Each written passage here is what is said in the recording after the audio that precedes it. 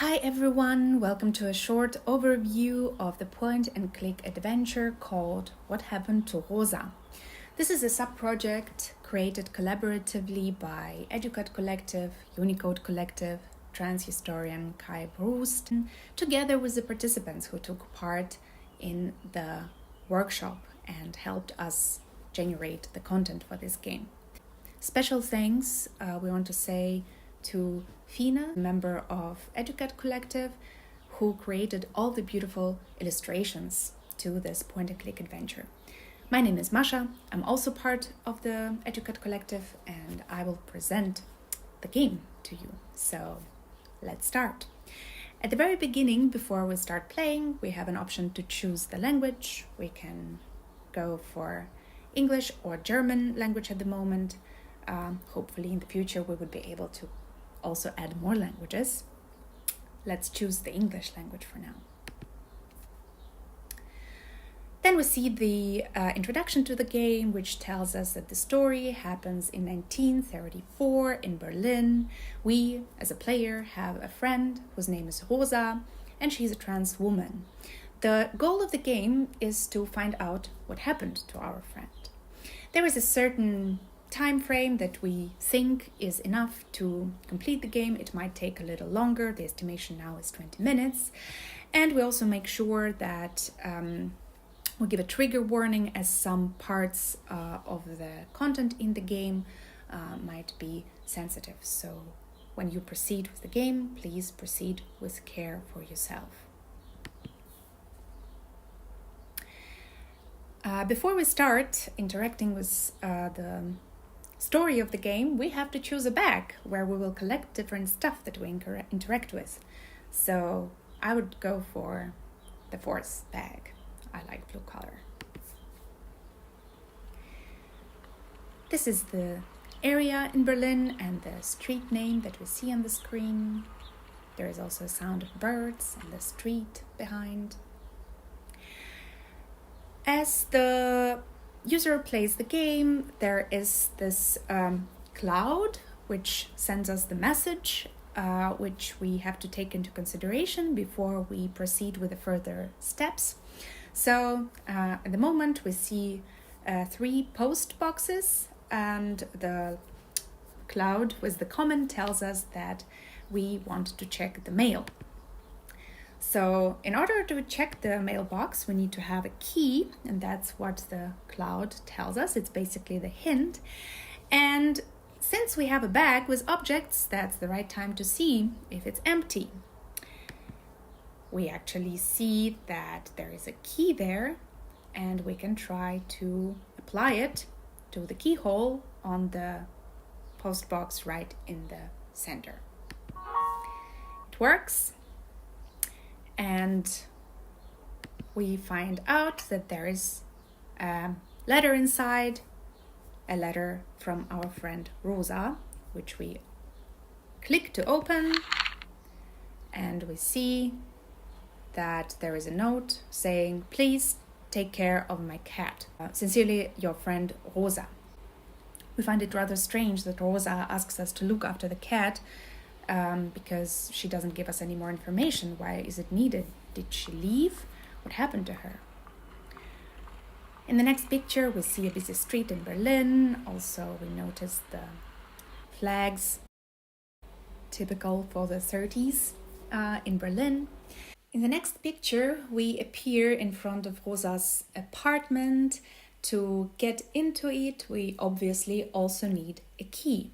For that, we would maybe check our bag again and try to use the key from the post box, but it doesn't seem to work. We could try to just open the door, but the door seems to be locked. We could try to look under the carpet. Seems empty. We could try to ring the bell and see if somebody's home. That also doesn't seem to be working. We could also try to look into the post hole in the door. That also doesn't seem to work. And there is another object that is available for us to interact with. That's the plate saying Rosa's Schneiderei, which means Rosa's tailor shop. We look behind it, and indeed we find a key hanging behind it. So we collect the key to our bag. And to open the door, we have to use the key, put it in the keyhole. The key fits, we can get inside. In the next picture, we see a cat getting out of the window. That must be Rosa's cat. And in the next picture, we appear in the apartment and see basically its interior. There is a big bed staying on the right side. There is a sewing machine. There is a chair with some box on it. There is a plate with the rest of the fish on it. Must be Rosa's cat's food or what's left of it. Clothes that we see in the shelf that is out of the kind of a wardrobe. There are some things also lying on top of the wardrobe. At some point, the picture disappears and we hear very worrying noises. Somebody is knocking at the door and trying to open it. So what we could do is we could try to open the door with the key that we collected before. And once we open the door, we see the note that actually tells us we shouldn't have done that because we are taken away by the secret police, by Gestapo, and we are taken to interrogation or are even later arrested. So basically this note shows us that it was not so safe to be in Rosa's apartment, and that what most probably she also didn't find safe and had to leave somewhere. So there is more historic material telling us that that often happened to gender non-conforming people during the Nazi rule, that they were in danger of being denunciated by their neighbors or by people who accidentally saw them, people with anti-Semitic motives or other motives. So people really were endangered. To not be so mean to the players of the game, we actually give an option to proceed, to start over, and that is not a big deal for us because basically we didn't have time to do much in the apartment. So we continue and get back to Rosa's room. So we try to interact with the objects that we see. So for example, there is a book on the bed. We can try to click on it and we see that this is a book written by Dr. Magnus Hirschfeld, and we also get a comment saying that Rosa has mentioned his name before. And from the material that pops up, we learn that Magnus Hirschfeld was a gay sexologist and a doctor, and he provided a lot of help for gender non-conforming people. He wrote many medical reports, and because or due to these medical reports, he helped trans people, for example, to obtain medical care and legal recognition. We can proceed interacting with some of the objects.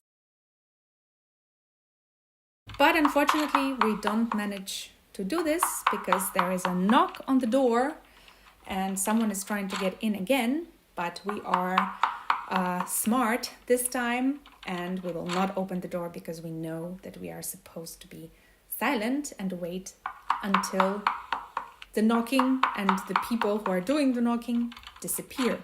So we just wait, we do nothing, we stay calm. And at some point, we hear the footsteps. That means people who knocked on the door actually walked away. So after we were patient enough to wait for people to leave. We get a note that this was a secret police. They had tasks to do house searches and to terrorize gender non-conforming people, and of course not only gender non-conforming people, and that we did a good job not opening the door so we can continue the game. So we can try to interact with other objects in the room. For example, we can try to interact with the plate and rests of the fish on it. And the comment tells us that the fish is not there, it's just a skeleton of it, so Rosa's cat must be really hungry.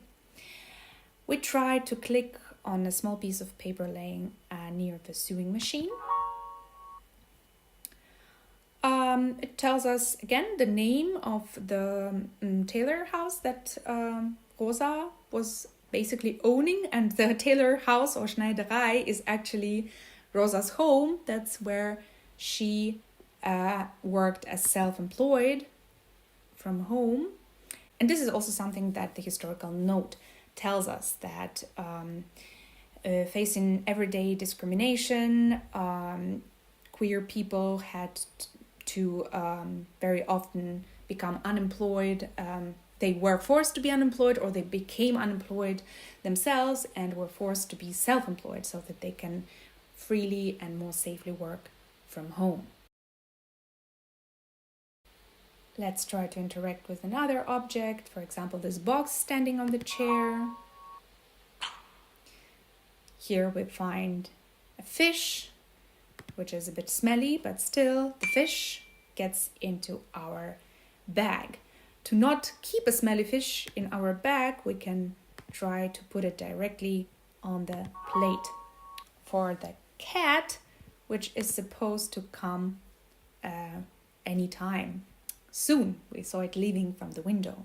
Now we can try to interact with other objects. So for example, there is a messy pile of clothes on the floor, but there is a note laying there, so we can try to read what's on the note, and it says, "Saw you in a dress." And this object gives us another information of gender non-conforming people being forced to actually hide when they wanted to wear the clothes that was not viewed as appropriate. This could be a reason for them to be denunciated by neighbors or people who see them in these clothes. So reading this note, we understand that somebody threatened Rosa.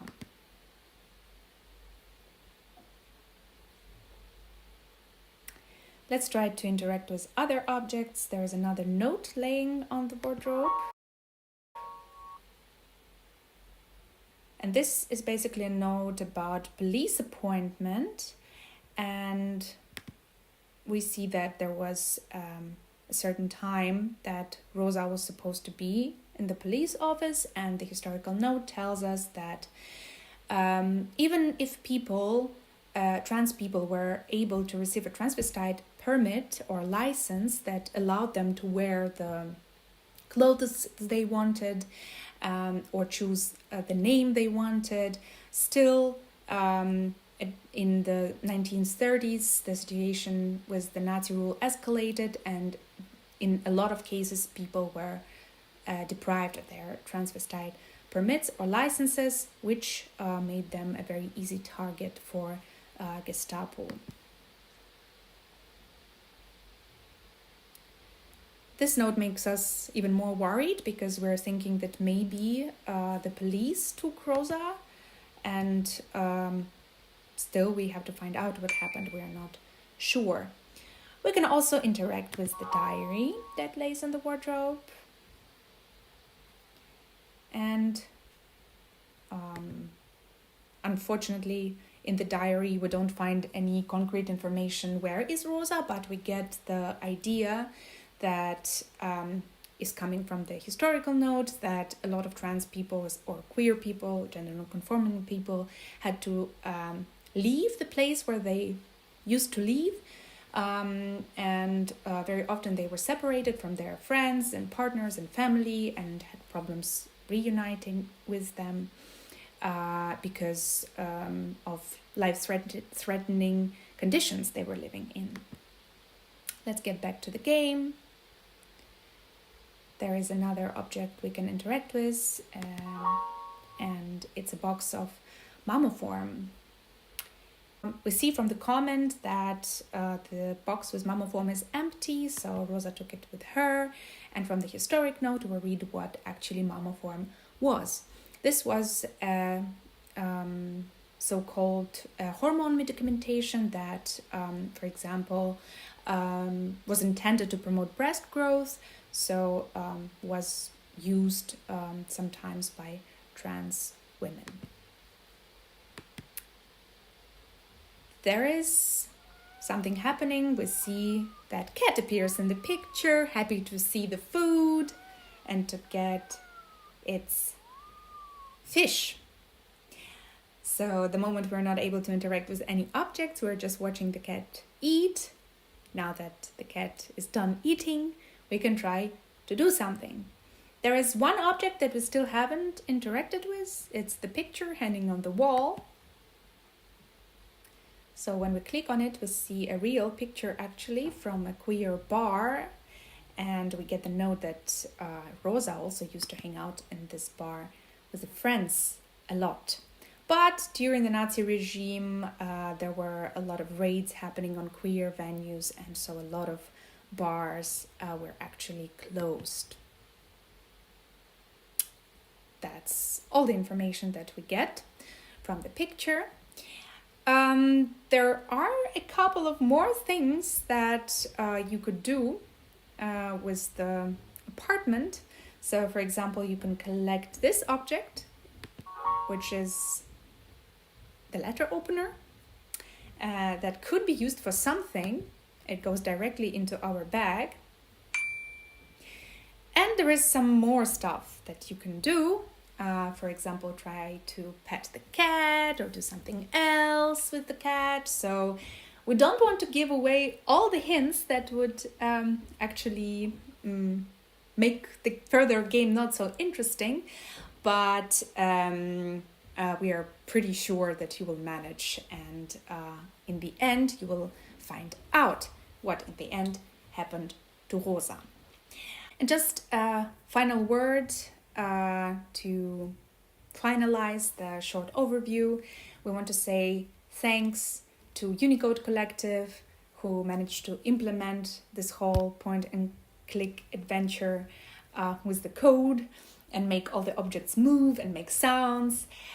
Amazing thank you to our collectivista Fine from Educat Collective, who drew all these amazing illustrations that we can enjoy. And thanks a lot to Kai Brust, who is a trans historian and provided us with a lot of historical, very accurate background material. And also special thanks to the participants who took part in a workshop and helped us create some of the content, helped us with the ideas what objects could be in the room and how we can interact them so that it's actually interesting for the player. We hope you enjoy the game, even though the content we are discussing is not very exciting or joyful. We still hope that this game gives some historical educational information and also brings more light to the lives of gender non-conforming people during a Nazi rule. Thanks again. My name is Masha. I'm a collective member of Educat Collective, and we hope that you enjoy the game. You can find more information about this point-and-click adventure and also about other projects done within the framework of Queer Identities in Different Times project in the description to this video. This project was founded by IVZ Foundation.